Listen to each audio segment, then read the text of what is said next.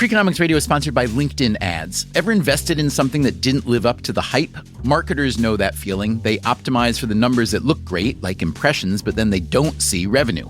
LinkedIn has a word for that: bull spend. Instead, you can get the highest ROAS of major ad networks with LinkedIn. Cut the bull spend, advertise on LinkedIn. Spend $250 and get a $250 credit. Go to linkedin.com/Freakonomics. Terms apply.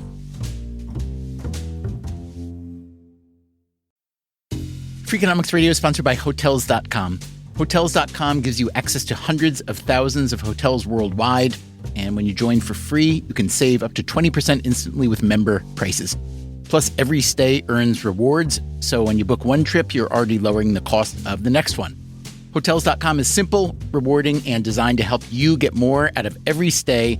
Sign up for free and book today. Hotels.com. It's all in the name. Freakonomics Radio is sponsored by Amica.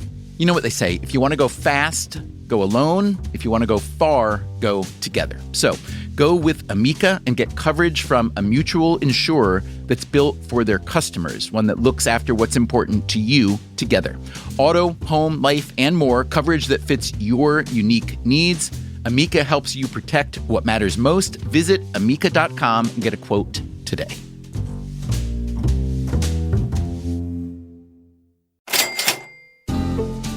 Steve Levitt, as you likely know, is my Freakonomics friend and co-author. Hey, Levitt. Hey, Dubner. He's an economist at the University of Chicago. How you been? I have been great. How are you doing? I'm good. Where have you been? You been gallivanting?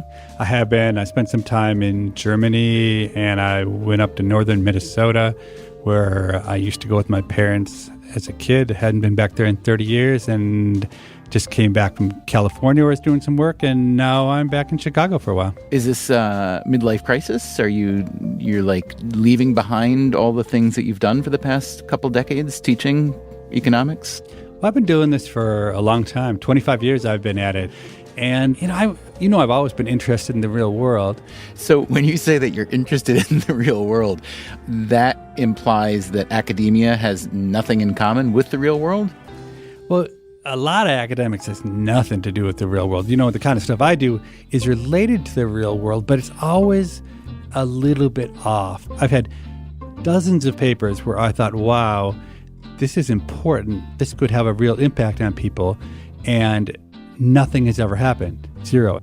The final straw about academics is about 3 years ago, I embarked on 3 different research papers, all of which I thought were really important. And the other day I got onto Google Scholar and I thought, I just want to look and see how much they've been cited. And I went through them, and the sum of the citations across those 3 papers was 6. And I said to myself, wait a second, I just spent 3 years pouring my heart into something that has basically been read by 6 academics and nobody else in the world. What am I doing? Levitt, you're much smarter than me, but I'm going to share something with you that I think you may find useful. This is obvious to me, but apparently you'd never thought of it. Nobody reads academic journals. People listen to podcasts. So if you want to reach the people and make change in the world, I suggest you get on this podcast a little bit more. I mean, if you wanted to, you could sit in my chair for a week and take it over and do whatever you want. And that will be heard by a lot more than 6 people. You like that idea? I'd be kind of nervous having what I say go out to 6 million people when I'm used to it going to 6 people, but I would love the challenge. I'd love to give it a shot. If you're going to take over the podcast for a week, is there any topic that is so front of your mind that you'd like to spend the time making a podcast about? This might seem kind of crazy, but I'm so irritated. I spent a lot of time helping my kids with homework, and I got to say, as much as I like math and as much math as I've learned myself, I really think that we would do an incredible service to society if we rethought high school math and turned it into something that was actually useful.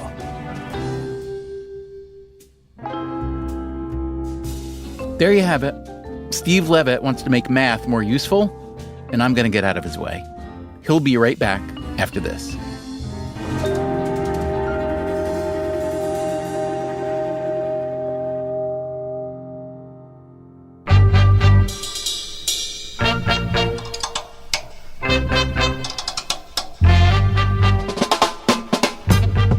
From Stitcher and Dubner Productions, this is Freakonomics Radio, the podcast that explores the hidden side of everything, with today's special guest host, Stephen Levitt.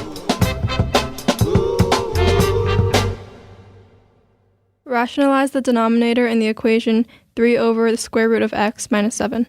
That's my daughter, Sophie Levitt. I'm going to be a sophomore in high school at the University of Chicago Lab Schools.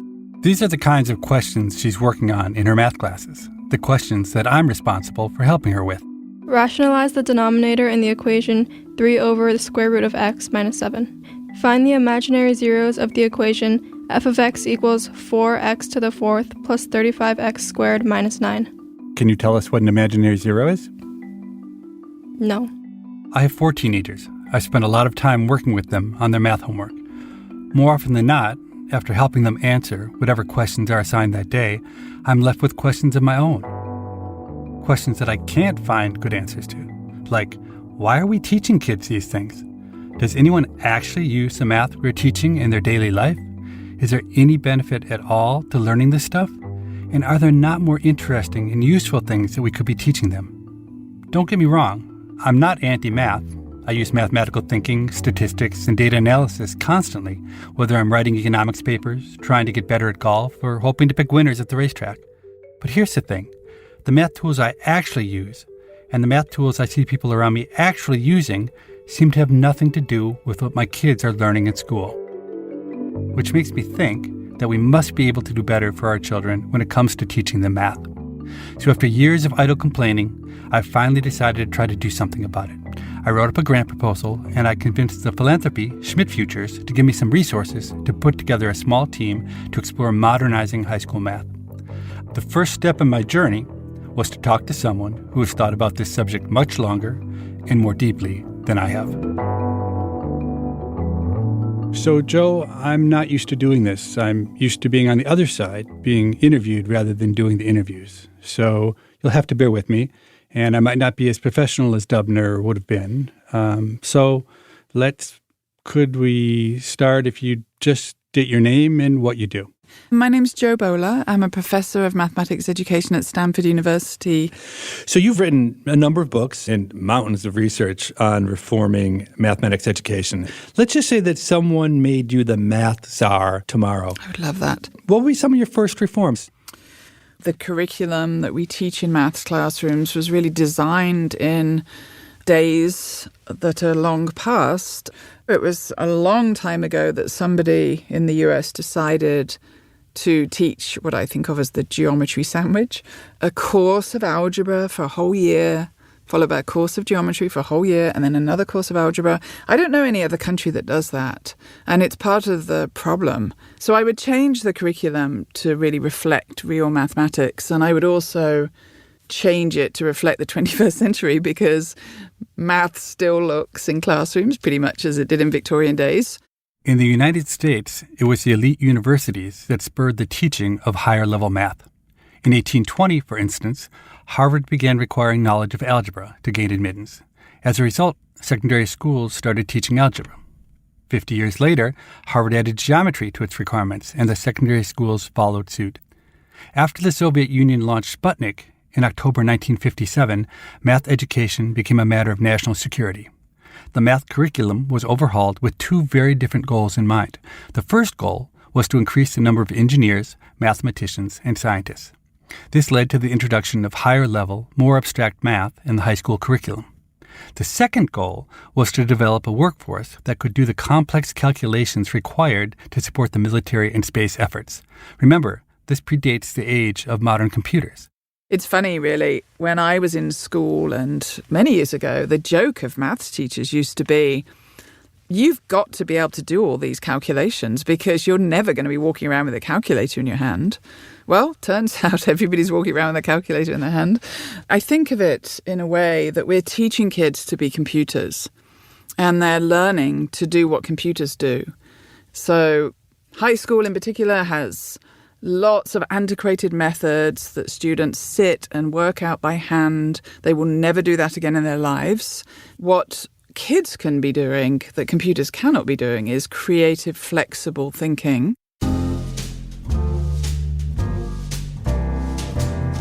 Has the American approach to teaching math been successful? In terms of how U.S. students perform relative to students from other countries, the answer is no. On the most recent Program for International Student Assessment, known as PISA, a standardized test administered in 70 countries, the U.S. placed 39th in math, just behind Hungary and Slovakia. American math performance is substantially worse than on either science, 25th place, or reading, 24th. Jo Boaler has devoted her academic career to developing new ways of teaching math that generate creative, flexible thinking. Her work has had a massive impact. A website she helped develop called youcubed.com, that is youcubed.com, translates academic research into actionable ideas for teachers to use in their classrooms. YouCubed has tallied 32 million page views over the last 3 years. Could you give me an example, a more specific example of 21st century math taught in a way that students would find inspiring? Let's think about algebra, for example. Many people see algebra, as you know, as methods and rules, but you can take any algebraic expression and see it visually. So I love to show people a visual of a growing pattern. So it starts off as a little collection of squares, and then a bigger collection of squares, and then a bigger collection again. And what I ask people is, how do you see this? How do you see it growing? And people see it in many, many different ways. So some people will say to me, oh, it's like raindrops falling as the shape gets bigger. It's like a layer of extra rain on top of the shape. And other people say, oh, I see, it's like a volcano erupting. The top goes up and then the sides come out. And so there are probably 12 different ways people will talk about seeing the growth. Now, it turns out that you could describe all of these 12 ways algebraically, and we would have a room full of algebraic expressions, all of them equivalent to each other, which is a really nice discussion. You can do this with any mathematics at all.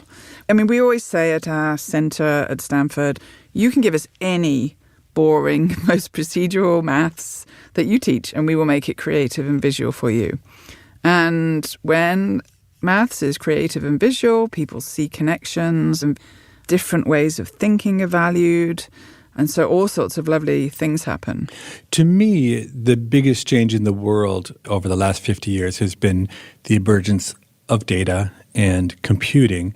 And it strikes me that math curriculum hasn't kept up with that at all, both in terms of thinking about what students need to succeed in the world, but even maybe more broadly than that about what role humans play. Could you talk a little about that? Yeah, absolutely. And so you're right. When we look at the world out there and the jobs students are going to have, many students will be working with big data sets. So we haven't adapted to help students in the most important job many people will do, which is to work with data sets in different ways. So statistics is really important as a course, but is underplayed. This is a fifth of the curriculum in England and has been for decades, but here in the US, it's sort of a poor cousin to calculus. So it seems to me pretty obvious that we need a radical transformation in the math curriculum, and I think it seems obvious to you as well. Why do you think the struggle has been so difficult and the existing approaches have proven so resilient to reform? So teaching is always very hard to change because people learn it from their own school days and then they want to become the maths teacher they had. Well, maths teachers do anyway. And when people have tried to change, they've really received aggressive pushback, which has caused some of them to sort of withdraw and go back into teaching the way that they were. Boaler knows firsthand what this pushback is like. During the early 2000s, she found herself caught up in what's known as the math wars, a debate over the math curriculum between reformists and traditionalists. And if you think wars is an exaggeration, People went to extreme lengths to try and stop reforms. I think somebody went on a hunger strike even in LA. Yeah, it was really a battleground. At the time, Bowler was working on implementing a new curriculum. I interviewed some of the parents working to stop the new curriculum. And I remember one of the mothers saying to me, you know, I'm not traditional about anything else, but if you can change math, anything can change. I actually had the students doing regressions. That's Sally Sadoff, an economist at the University of California, San Diego, and a former ninth grade math teacher. I asked them to go out into the world and collect data on two variables they thought were related, like height and shoe size, and then to plot those points on an XY plot, and then find a best fit line in those data and calculate the slope of that line. So that was actually a really interesting project because students that were really disengaged from my class, actually, it sort of sparked some creativity in them. I remember I had one student, this girl, Jamie, who had no interest in my class. Jamie's main interest was offering to give me a makeover. And the interesting thing about the project was my high-achieving students chose kind of boring projects like height and shoe size or age and height or something like that. Jamie, actually, her project was on the relationship between hairspray use and hair damage, which was a topic that was close to her heart. And it kind of showed that she could bring some of her own interests into math, which I think until that moment she thought was just completely boring and had no relation to anything she would be interested in life. In addition to being an economist and teacher, Sally Sadoff also happens to be my cousin. If you've seen the Freakonomics documentary, Sally is a tireless redhead running an education experiment in Chicago Heights in which we paid kids to do well in school. Since then, she has earned her PhD in economics, gotten tenure at UC San Diego, and become one of the leading voices on the economics of education. When I graduated from college, I was really interested in education and educational achievement gaps. And so I wanted to start off by teaching school. I started off in a large public high school. I went from there to a charter school in East Palo Alto. Unfortunately, I wasn't a very successful teacher. They didn't say I was fired. I was not rehired. I think a lot of the reasons that they let me go had to do with things like classroom management. My class seemed a bit out of control. Part of that was just that I was young and I didn't know how to manage the students. They weren't scared enough of me. Part of it, I think, was to some extent that I was doing some non-traditional teaching. On Fridays, I would do something called Function Fridays, and I would play the song Bring Out the Funk, and I would have this little box where I'd put candies in, and they had to try to predict how many candies would come out based on how many candies had gone in and out on prior demonstrations. And if they correctly predicted the function, they got the candy. The school seemed to think your teaching style was hurting these kids. Do you have any idea whether it actually turned out to be true? What was interesting is after I left the school, I heard from a colleague of mine that when the scores came in the summer, my students had actually done really well. And everyone was shocked that my students had performed so well on the test. And there was some saying, oh, so I guess Sally wasn't as bad of a teacher as we thought she was. The rate at which data are being created is mind-blowing. Every second of every day, enough data are created to fill 50 libraries of Congress. 90% of the data ever created by humanity was produced in the last 2 years. The labor market is having a hard time keeping up. According to LinkedIn's 2018 jobs report, 7 of the 10 fastest growing job categories in the United States are data-centered. Machine learning engineer, data scientist, big data engineer, full-stack developer, to name just a few. And these are well-paying, exciting, challenging jobs. And other in-demand jobs like software engineer or finance analyst, these jobs require data fluency as well. Do you think that the students we are graduating from high school are well equipped to thrive in a data-intensive world? I teach business school students now, and I spend a lot of time, for example, trying to explain to them that even though there's big data, and they often in their work, they work with big data, they struggle to understand, for instance, the difference between correlation and causation. Understanding that basic idea, I think, is something that if it was started earlier for students, they would be able to understand all this data that is coming at them. And they have to understand it's in the newspaper, it's in their lives. And I think because they live with it, they understand it. But I think there's some really important concepts that are missing. My own personal opinion is that there are few things more valuable in the modern world than data fluency. By that, I mean a basic comfort with data, an understanding of the difference between correlation and causality, the ability to evaluate claims that others make with data, and maybe even to take a pile of data and to make some sense out of it. Yet most high school students are barely exposed to data. Only 10% of high school students take a statistics class, and even most statistics courses are primarily theoretical rather than requiring students to get their hands dirty with data. Mostly, if students are exposed to data, it is only because of enterprising teachers like Sally. It seems to me that the years we now devote to topics like geometry and trigonometry would be better spent focusing on achieving data fluency. But even if everyone shared my opinion, and I'm sure many people don't, it's not at all clear how we could ever transform a high school math curriculum that has proven quite resistant to change. A natural place to start is by changing the incentives faced by teachers and schools. One of the strongest incentives is the high-stakes testing done in almost every state. How students perform on these tests can determine school funding, teacher bonuses, whether a principal is fired, and even whether a school will be shut down. Here is Sally Sadoff again, talking about high-stakes tests. Well, certainly, if you put different concepts on the test, schools will reorient how they teach to those tests. We always think of teaching to the test as a bad thing, but we want people to teach to the test. We put those concepts on the test because that's what we want students to learn. But do you think if we could give the teachers the right set of tools for teaching data, you think the teachers would make the investments to make that work? I can imagine especially math teachers would be open to this idea. What I wanted most to do was to be a school teacher. That's David Coleman. I'm the CEO of the College Board.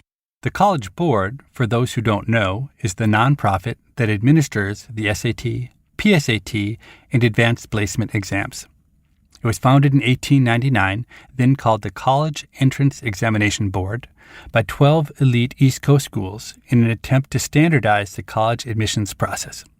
David Coleman didn't plan on getting involved with the College Board. After graduating from Yale and completing a Rhodes Scholarship, he found himself looking for a job. And so I went back to New York City, where I grew up, and talked to principals of high schools. And the problem was they were making layoffs. So they told me that I could be a substitute if I wanted.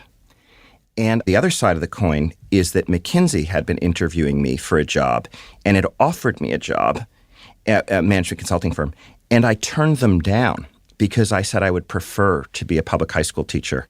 I'm surprised. I know you eventually went to McKinsey. I'm surprised they would have you back because I would have thought that saying you wanted to be a public high school teacher would have completely convinced them that you were not right for the job at McKinsey.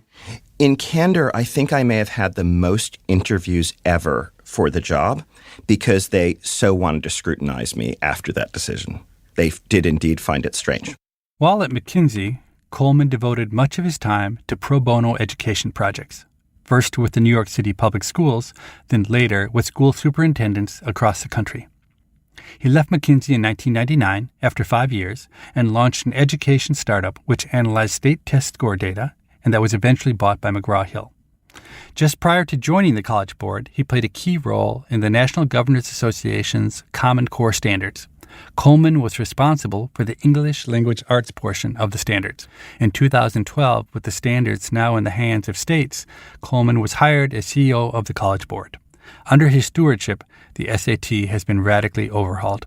Let's talk about why it began. So the reason the SAT was developed is in a remarkable moment of self-criticism and idealism, colleges recognized that they were recruiting from a very small part of America, from largely white men, from a small select set of private schools. And they actually saw this and saw that it was wrong and said our democracy is in jeopardy if we don't let a wider set of merit in. That was in 1926. In the spirit Coleman describes, the original goal of the SAT was not to measure what you had learned in high school, but rather to identify people's intrinsic ability or aptitude, thus the name Scholastic Aptitude Test. The original SAT was styled after the recently invented IQ test, which saw its first widespread application in the screening of military recruits in World War I. The original SAT looks nothing like the more recent versions. One section involved the College Board inventing an artificial language, giving the test taker rules for how to create the past and future tense, how to transform verbs into nouns, adverbs, or adjectives, and how to distinguish singular or plural. Then, armed with the definitions of 10 words in this artificial language, the test taker had to craft sentences and translate from the artificial language into English. In another section, the student was given 6 words and had to say which 3 of those words had the most in common. For instance, Columbus, Beethoven, Socrates, Wagner, Verdi, Corneille. The answer here would be the 3 composers, Beethoven, Wagner, and Verdi.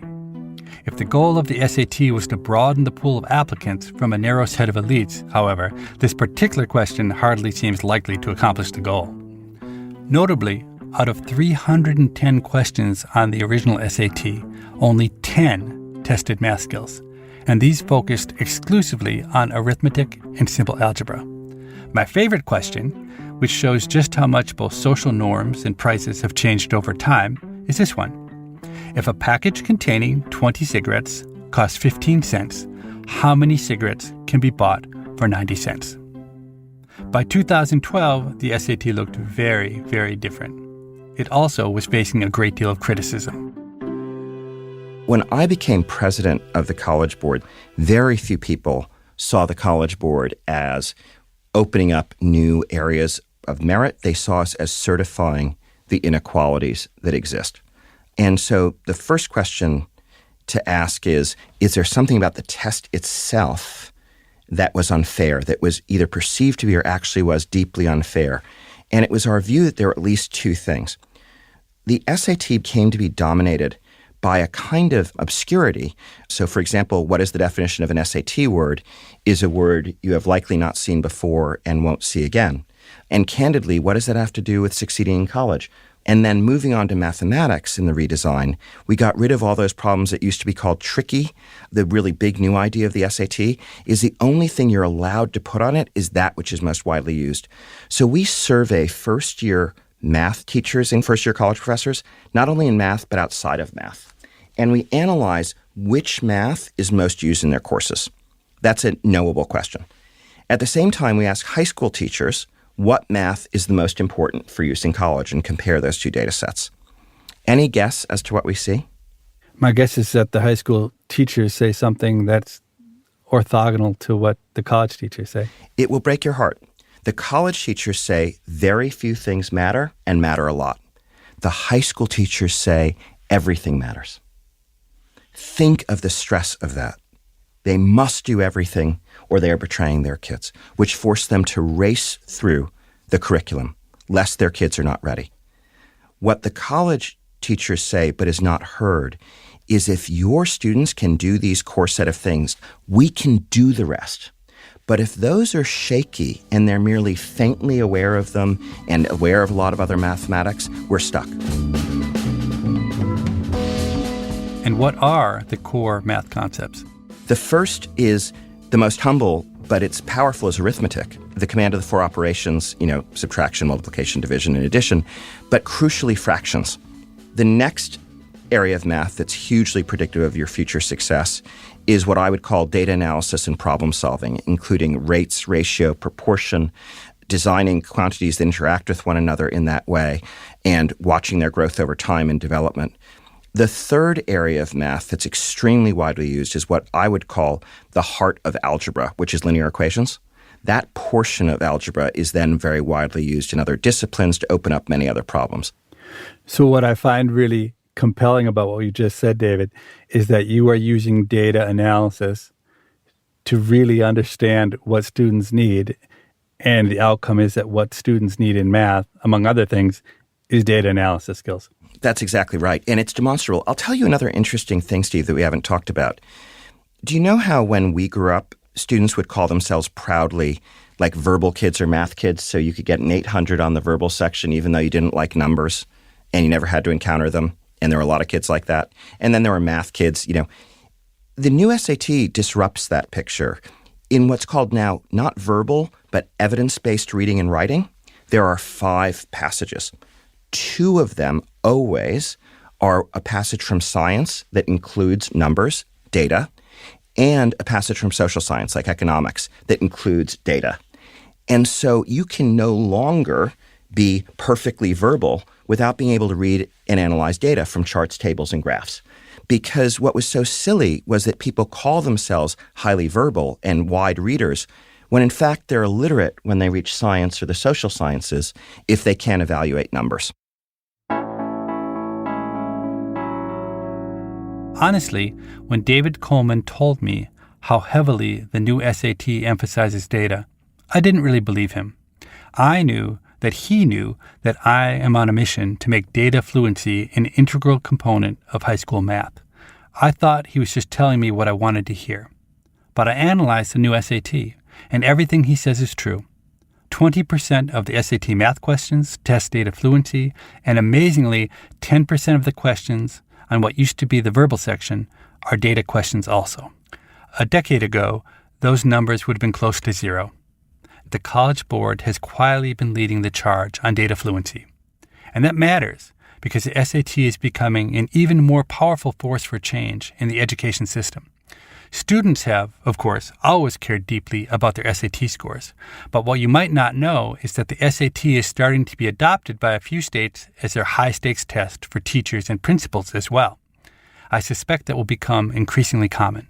And if David Coleman has his way, there will be a lot of teaching to the test going on. Coming up after the break, I'll get into more of my own data sets. About 2% said that they use calculus on a daily basis. And we'll visit a school in California where the data revolution is already underway. And that's what I like about this class because it shows me how to detect, like my teacher would say, like liars.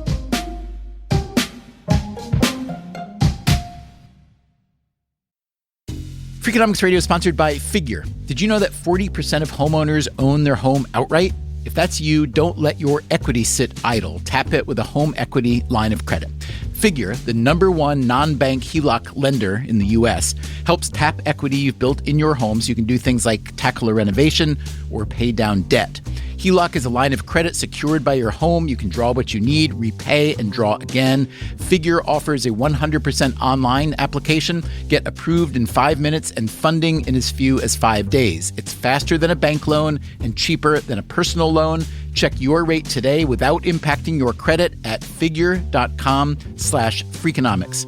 This post is sponsored by Figure, NMLS ID 1717824. Figure is an equal housing lender. For more information about their licensing, visit nmlsconsumeraccess.org. Figure's HELOC is subject to credit approval and terms apply. Freakonomics Radio is sponsored by Principal, the perpetual pen tapper, the arbitrary fridge reorganizer, the holiday party planner that starts in May. Principal knows that your star employees have their work quirks. Principal also knows how much those employees mean to your business. You need them. They need benefits. Work with Principal so they can help your team with a retirement and benefits plan that's right for them. Principal Life Insurance Company, Des Moines, Iowa.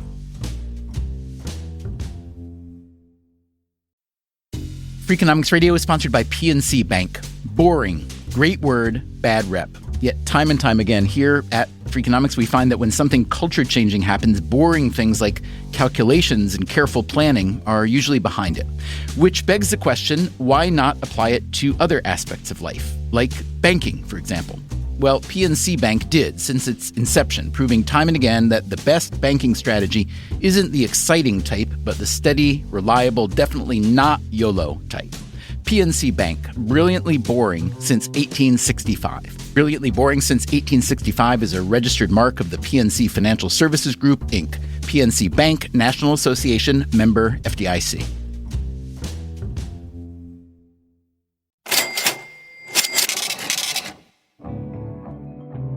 Hey there, I'm Steve Levitt, the other Freakonomics guy. I'm an economics professor at the University of Chicago, and I'm sitting in Dubner's chair today for an episode I'm particularly passionate about, how math gets taught in U.S. schools and why it needs to change. A few months ago, my team used the Freakonomics Twitter account to gather some data on my hypothesis that most of what we are teaching kids right now in high school math is pretty useless. So, Daphne, we're here recording, and so will you just start by saying your name and what your job is? My name's Daphne Marchenko, and I'm a research analyst at the University of Chicago. Daphne recently earned her PhD in education at Cambridge in the UK. Before that, she was a Stanford undergrad, majoring in Russian language and medical anthropology. She also was a world-class rower, representing the U.S. twice on the under-23 national team. So we've been putting together a survey that we sent out to Freakonomics listeners. We asked our survey respondents which subjects they use in their daily life, traditional math and data-related. So trigonometry, geometry, calculus versus more data-related skills like analyzing and interpreting data and visualizing it. So what percent of people say use calculus on a daily basis? About 2% said that they use calculus on a daily basis, and almost 80% say they never use it. Okay. I would think calculus would get used more than trigonometry and geometry, although that would be hard if only 2% are using it. But what percent use trigonometry and geometry? Yeah, less than 2% of respondents said that they use trigonometry in their daily life, but over 70% of them said that they never use it. And how about geometry? Geometry was a little bit better. There were about 4% of respondents who said that they use geometry daily. But again, over 50% say that they never use it. So it's a pretty sad day when we're celebrating the use of geometry because 4% of the people report the using it. And if you think about it, who's responding to our survey, right? So these are people who love Freakonomics and listen to the podcast. If there's anybody who might actually, you'd expect to use math on a daily basis, you might think it was the Freakonomics podcast listeners. I mean, I can't imagine if you took a random subset of U.S. population, how vanishingly small all of these numbers would turn out to be. So that's really, it's not disappointing because we knew it was going to be true, but it's embarrassing. It's embarrassing that we teach a math curriculum that nobody pretty much is using. Now, what do we find when we asked about some of the daily tools? Like, what about simple things like, I've always thought we should teach Excel in the schools. Do people actually use Excel, or is that just my imagination? Yeah, close to 70% of people said that they use Excel or Google spreadsheets on a daily basis. We asked people how often they visualize and present data to make an argument. So if you include those who say they visualize data daily, weekly, and monthly, you're going to get over 70%, close to 75% of people. Okay, great. So, but we didn't just ask them what they used. We also asked them what they wished they had learned more of, right? So tell me, which of the traditional math topics were people hoping that they had gotten more of in high school? None, virtually. So how about the data skills? I mean, we don't hardly teach data skills, so my guess is people are going to want more of that. That's what our premise was. Is that what the data tell us? Yes. On every single one of the data-related questions we asked, over 40% of people said that they wished they had learned more. But the ones that really stood out were how to analyze and interpret data to discover hidden insights. We had close to 65% of people say that they wish they'd learned more about that. I wish I'd learned more about that. That's the most valuable skill in the world. Yeah. And on top of that, we had 60% who said that they wish they'd learned more about how to visualize and present data to make an argument. So those two definitely go together. Okay, great. So this is reassuring because here we are off on this wild goose chase of trying to change the minds of decision makers or Americans about math, but the data support us, which is good. If you're making an argument that you need more data in an education, it would be good to be able to say that the data support what we're trying to do. Yeah, it is. It's overwhelmingly convincing that people believe data-related skills are important to get by and work today. So we have compiled a set of data that will allow us to not just, I think it's really important when you're trying to convince people, not just to assert something to them, but to really show them. But what you also need is you need to really understand the institutions and the incentives. And that's not something I know very much about, but that's something I think you know a lot more about. So tell me, who makes the decisions? How does curriculum get set in the U.S. in education systems? In public education, the people with power are those on the state boards of education. So each state will have a state board of education. There are typically 6 to 10 people on the board, and they're the ones who make those decisions about the curriculum, what gets taught, how testing is done. So literally this set of 6 to 10 people have the power to set the guidelines, say, for whether or not data courses are required. That's correct. So what you're implying is that each state sets its own standards. There is the Common Core curriculum, which are a set of standards set out for all states to adopt if they wish to. Most states have, but again, it's up to the state to decide which standards to adopt, how they adopt them, and how it gets taught. And is the Common Core, is that a friend or a foe when we're trying to push data? The Common Core does have a set of standards around statistics and probability. They do recognize that we're in a changing world, but they're continuing to focus or place more emphasis on those traditional math subjects. Okay, so there are these state boards of education who have all the power.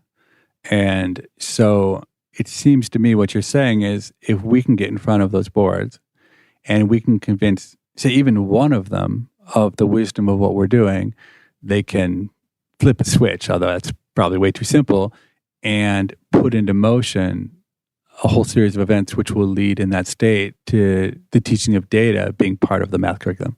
I think taking a step back, state boards are always inundated with requests for changes that they should be making to the curriculum, to the testing.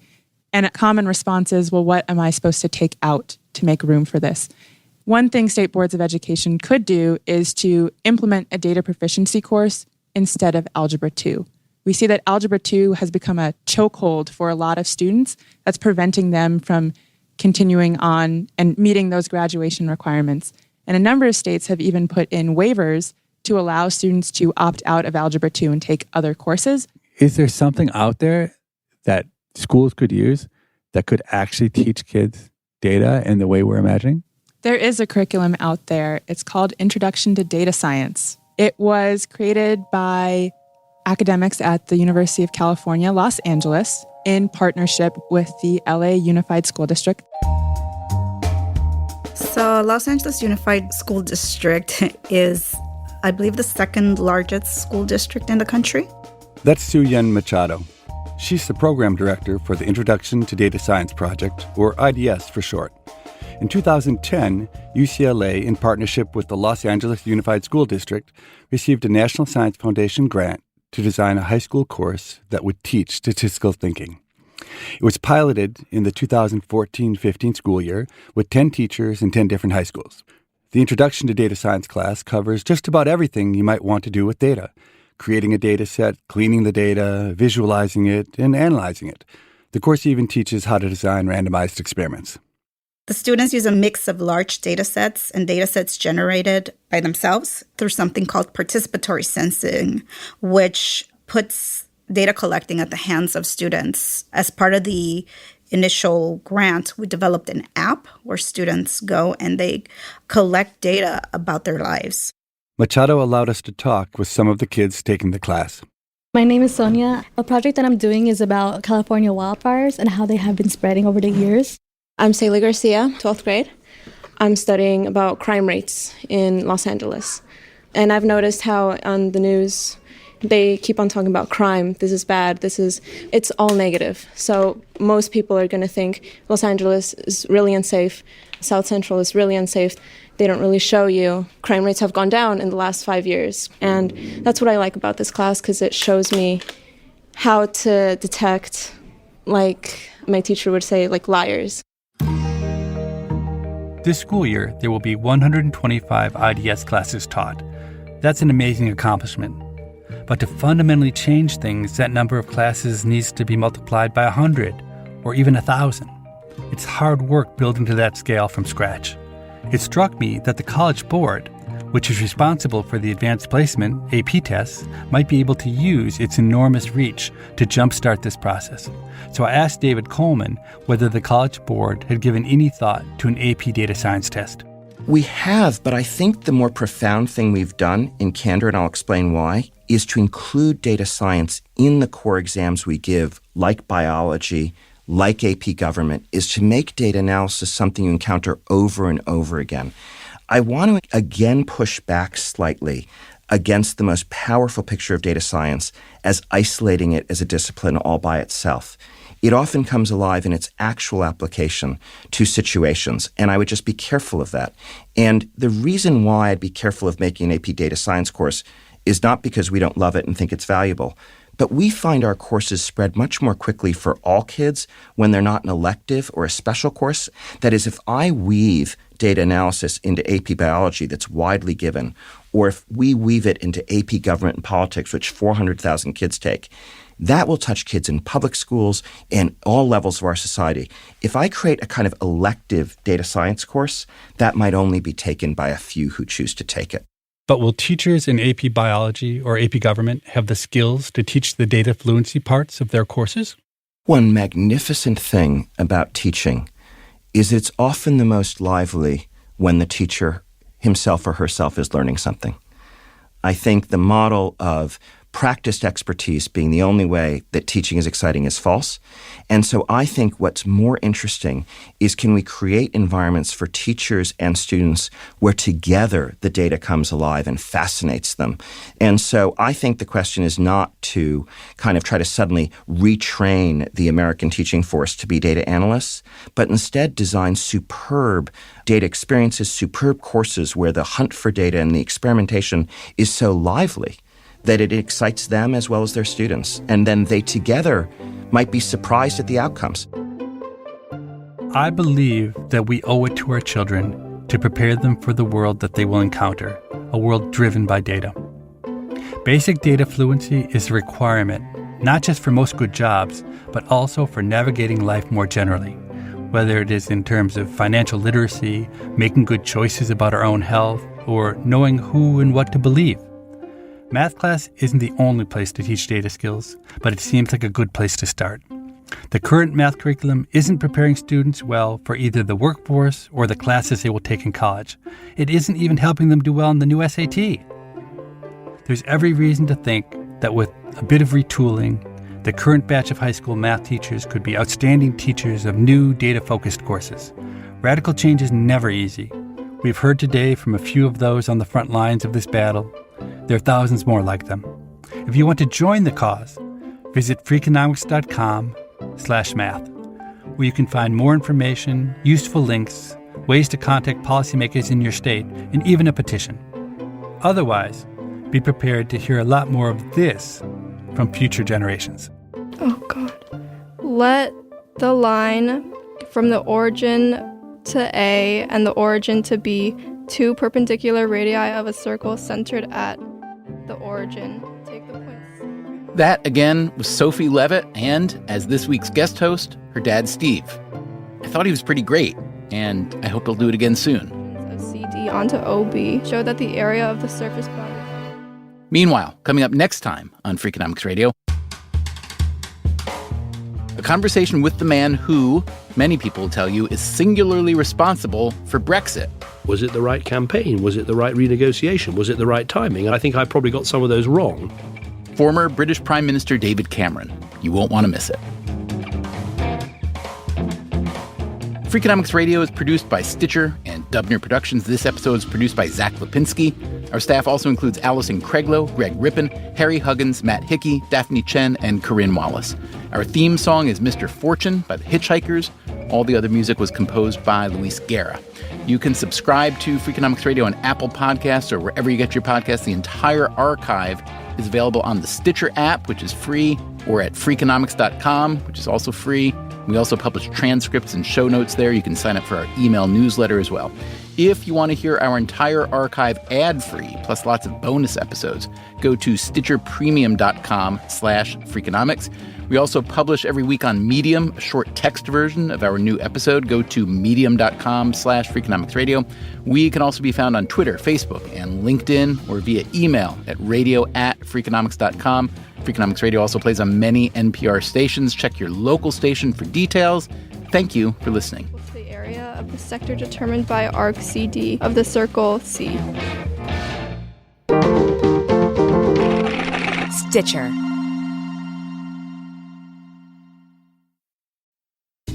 Freakonomics Radio is sponsored by Ozempic. Innovation happens through rethinking what's possible, and when it comes to GLP-1s, Ozempic pill does just that. Learn more about Ozempic semaglutide tablets, 4 and 9 milligrams, by calling 1-833-OZEMPIC or visit Ozempic.com to view the medication guide and ask your doctor what's possible with FDA-approved Ozempic pill.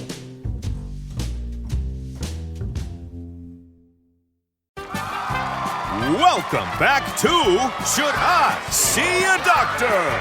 Contestant, you're camping when a rash appears on your leg. Do you A, ignore it, B, frantically search the internet, or C, use telehealth through Walmart? Telehealth through Walmart? Who knew? Oh, I'm going to say C, Walmart. Correct. Walmart can connect you with 24/7 virtual medical care. You genius, you. Well, I can fold a fitted sheet. Walmart. Who knew?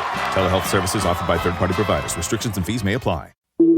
Breathe in. Feel the sense of calm that comes from having up to $300 in overdraft protection with GoToBank. Now, did you say $300? Yes. Now, back to our breathing. So if I overspend my balance, GoToBank has my back up to $300? Yes. Can we breathe out now?